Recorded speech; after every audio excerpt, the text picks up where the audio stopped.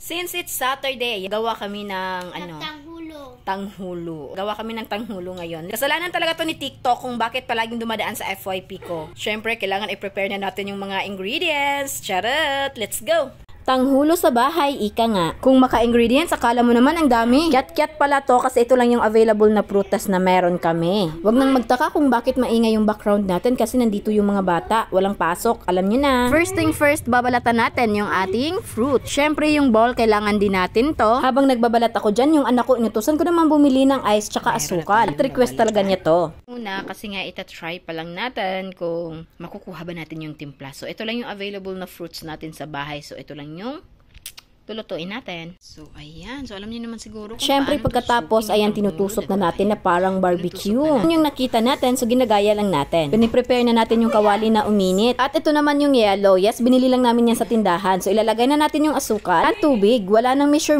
yan. Sa sobrang excited, inilagay na namin. At tama, failed nga yan. Hinintay na muna namin na maging sticky talaga. At sa pang ilang try, nakuha din namin yung crunchiness na kagaya ng nakita namin. Dip and dip lang naman yung routine natin dyan. At ito na nga yung resulta. Tadang! O diba? Tingin pa lang masarap na. At titikman na natin.